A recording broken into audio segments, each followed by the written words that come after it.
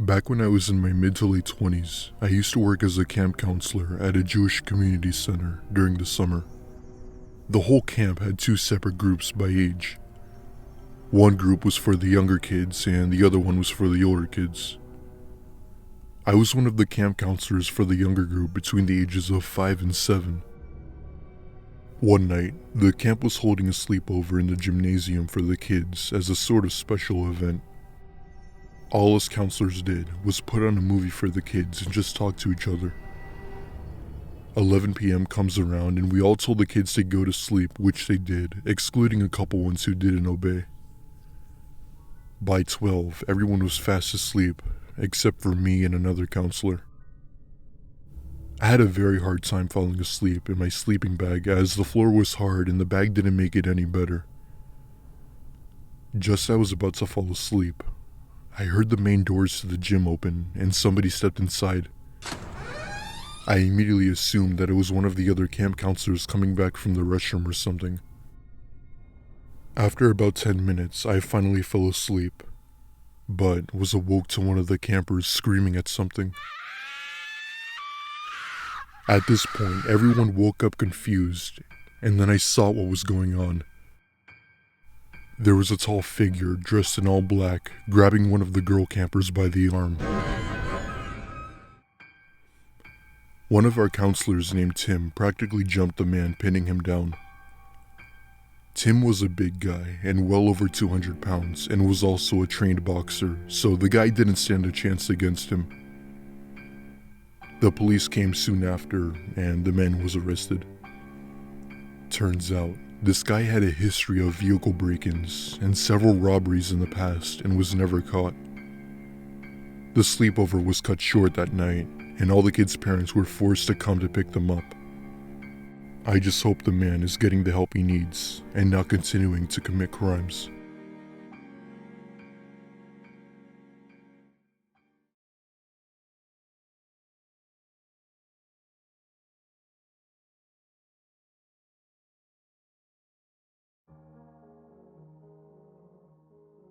A few years back, during the now infamous COVID-19 pandemic, my last few days before going off to college were spent in pure boredom. All my friends were lucky enough to be going to college in states where the quarantine had ended, but not me. I was attending a writing school in Massachusetts, whose quarantine had extended well into August and had just ended on September 21st. Whatever. At least my boredom would be over next week when I left for college. I didn't have a driver's license. When I turned 16, I didn't have the money to spend on the ever-expensive driver's ed, so I simply used my friend's car whenever we wanted to go somewhere far. But I always preferred biking, to be honest. When my friends and I were in middle school and early high school, we would bike everywhere. The local mall, the movie theater, some pizza places, you name it. We would especially go to this campsite nearby, called Camp Lakota. But as high school progressed, more and more of my friends got their licenses, leaving me, well, carless. But that was okay, I guess. One afternoon in the second half of August, I decided to take my bike out again for old time's sake. Seeing whereas I was going off to college soon and wouldn't really need a bike anymore, it would feel nice to ride around like I did when I was younger one last time. I pumped some air into my tires and hit the road. I'll admit, I was a little rusty at first. It had been 3 or 4 years since I had ridden around, but I quickly regained my ability. Oh, where to go? I asked myself. But I had known the answer to that long before I even put air in the tires. I was going to Camp Lakota. For a bit of context, Camp Lakota is where my friends and I would go almost every day in the spring and summer. There was a lake there to swim in and a big lodge with tons of activities during summer nights. I practically spent my entire early life there, so what better place to visit before I head off to college? Once I got there, I was surprised to see the place relatively busy, for a state whose residents were supposed to be social distancing anyway. I parked my bike and went over to the lodge to get a good view of the beautiful Lakota Lake. I climbed up the few newly replaced steps and sat on a ledge, overlooking the site of my happiest childhood memories. I could recall so many nostalgic days and nights spent here with friends, lasting well into our teenage years. And yet, I felt so alone in this moment, like I was the only person to ever visit this lodge, and that when I left, no one would ever come here again. I found some strange comfort in feeling that way, but not much. As I gazed into the setting sun's shimmering reflection on the water, I grew more and more melancholy. For all I knew, this could be the last time I'd ever be here. And I'm alone, and not with friends, not swimming, not eating delicious food or playing games in the lodge. I was alone. I got to a point where I couldn't bear it anymore. I walked back to my bike, strapped on my helmet, and began to ride away. As I rode down the dirt path back to the main road, I grew sad, almost regretful, to be leaving my childhood, home away from home, in such sadness. I guess it couldn't hurt to take one quick ride around the cabins, I thought. I wanted to see every part of this place before I left it. I began riding my bike around the small gravel parking lot in front of the lodge. Scattered around this parking lot were maybe a dozen cabins that nobody really used. As kids, we used to believe they were haunted, but I don't really think that was ever the case. Still, it could be interesting. I rode my bike over to a larger-sized cabin on a small hill. It overlooked a small patch of forest, and beyond it, a lonely winding river. As I stared at the river, I realized that I had never noticed it before. It was pretty cool looking, actually. I was just so mesmerized that I forgot to hold the brakes on my bike. As I was on a rather steep hill, I lost my footing and slid down, my bike crashing at the base of the cabin. I stood up slowly and examined myself for any cuts. I had hit my knee pretty hard on the corner of the cabin's lower level. As it was made of cement, it hurt quite a bit. I stood up, looking at my surroundings. I had never been here before. Below the friendly wooden cabin atop the hill was a harsh-looking cement basement with a wide hole where a door used to be. The area was neat, but the building gave me a weird, cold feeling. So I tried to pick my bike back up to leave, but the tire had unfortunately popped on the way down. I grumbled angrily and tried to straighten it so I could walk it back up the hill. "Hey," a raspy voice called out from a few feet away. I turned to see what must have been the skinniest man I'd seen in my life. He was about 5'8", but I guarantee he was under 90 pounds. "Don't be sad, Daniel," he called. What the heck? How did he know my name? Paralyzed with fear, I just stood there, watching him, like a deer in headlights. What the man did next was disturbing. He slowly turned around, hunched over, and did some sort of chicken impersonation, bending his arms at the elbows and flapping them like wings. He did this while walking backwards toward me. I backed up, afraid to run in case he chased me. "Don't be scared, Daniel," he called again, bent so far over his nose was practically in the dirt. Suddenly, another man, one that looked exactly like him, crept out of the doorway, arms extended far above his head. "We're just like you, Daniel," the second one said. "Don't be scared, Daniel," the first one shouted again. He had now simply sat down on the ground, crisscross applesauce. A third man now exited the building. Again, an exact copy of the other two. It simply let out a call not unlike that of a rooster. "You don't need to go to college, do you?" it said. "We're teaching you how to write in here." That was it. I'm leaving. I picked up my bike with one hand, ready to carry it all the way home, or at least to the base of the hill where there were many more people. But the first man was faster than me. It leapt up onto its feet and grabbed my bike and pulled it straight out of my hands. "Don't be scared, Daniel," it shouted in the exact same flat tone he had used the past few times. He lifted my bike up over my head and tore it in two. It was then that he started laughing hysterically. The other copies of him began doing so too. A choir of God knows how many people from inside the cement room howled with the same flat, humorless laughter. Even though it tore the bike in two like it was paper, it must have been challenging to hold up the bike with his hands. Using this opportunity, I took off like a missile up the hill and into the parking lot. On my way down the hill, I only turned back once. I immediately regretted it, however, as I was met with what might have been the most disturbing thing I'd seen during all of this. Behind me, there weren't 3 men laughing. There weren't even 30. Behind me, standing still as statues, laughing soundlessly, were hundreds, easily over 200 men, all exact copies of each other, stood laughing silently at me. I ran all the way home. I left for college about a week later. I haven't returned to my hometown since then, and I'm not sure I ever will.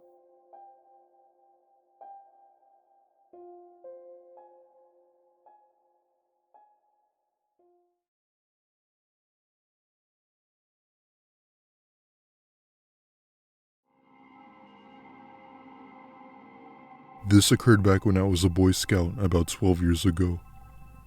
I'll try and go into every detail as I remember, as this happened a long time ago, but here it goes. I had been a Boy Scout for most of my teen years, as I was the kid who admired the outdoors and nature and whatnot. Every summer, our troop would take our annual camping trip up to the mountains of North Carolina.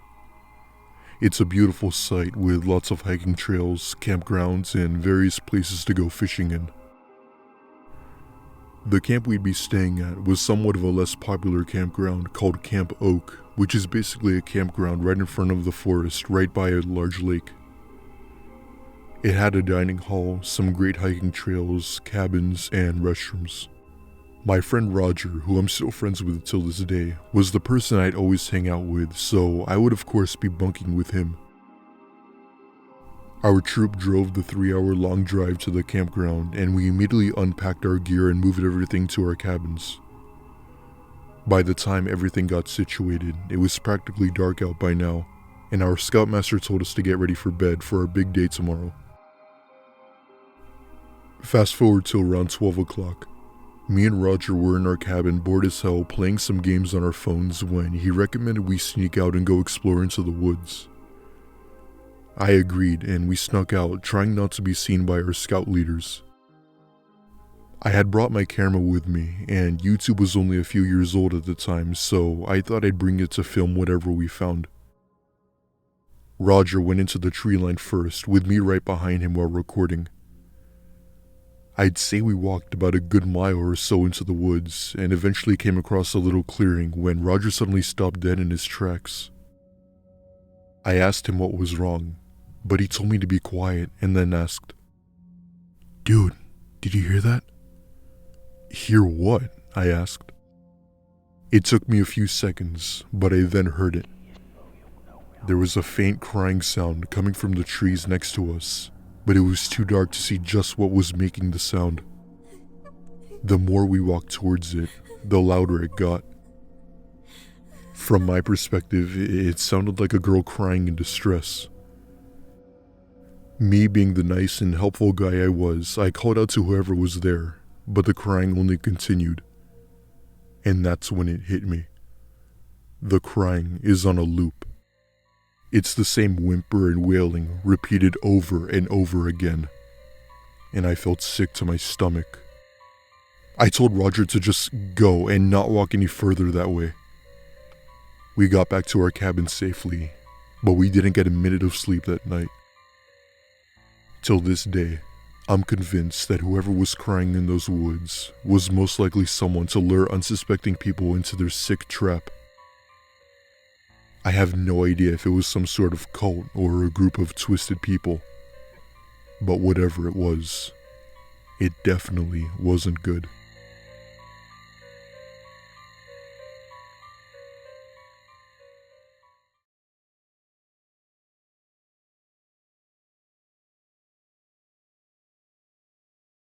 I'm sorry if this post is too long, but I've never shared this with anyone, and this seems like the best place to do so. When I was around 9, I went to summer camp at the nearby YMCA for a few summers. It was a day camp, and there were different camps you could do, such as water sports, crafting, canoeing, etc. Each camp lasted for 1 week. I started the summer by taking one of the craft camps, a special one that lasted 2 weeks. I was really excited about it, but I was nervous because I didn't know anyone else in my group, and I'm very shy. The first day, I managed to make friends with an older kid who was in a wheelchair. He was 17, I believe. I'm not sure what his disability was, but he was socially awkward and kind of gave off a creepy vibe. I was trying to be nice to him because nobody else talked to him, but he started to make me feel uncomfortable. First, he'd start by talking about how much he hated being in the wheelchair because it made his back hurt. He liked being able to get out at the end of the day and stretch, as well as do some exercises with his physical therapist. I'd just smile and nod as he talked about this, not knowing what else to say. At some point, I mentioned to him how I was a dancer and really liked aerobics class. He asked me to show him some of my moves, so I did a cartwheel. He told me that my legs looked beautiful when I stretched them out like that. Being a kid, I didn't think much of the comments, but I started getting uncomfortable when he began telling me how much he liked my hair, or how white my teeth were, or how cute I was because I was so little. One day, he was talking about stretching out outside of his wheelchair and mentioned how good it would feel if someone were to walk on his back. "You'd be perfect, just the right size. Would you do that for me one day? I'd love to have you on top of me." He smiled creepily when he said this, so I awkwardly changed the direction of the conversation by telling him how I used to do that for my dad. I was young and stupid. I probably shouldn't have told him that. He got really excited and started talking about how much he'd love it, and how good it must have felt for my dad. I bet he loves having his girl on top of him like that. He reached out to me at this point and put his hand on my knee. We were sitting by a table in the craft cabin. I awkwardly shrugged it off, moving away a little bit. He smiled and started talking about how good it would feel if I were to do cartwheels on his back and jump on him, maybe even lay down on top of him and rub his sides. I got really uncomfortable at this point, and luckily my mom drove up a moment later, so I was able to leave. This was on the weekend, and the camp was going to continue the following Monday. I didn't mention anything to my mom, because I figured he was just lonely and awkward and didn't mean to be creepy. But when I got to the camp Monday, he immediately came up to me.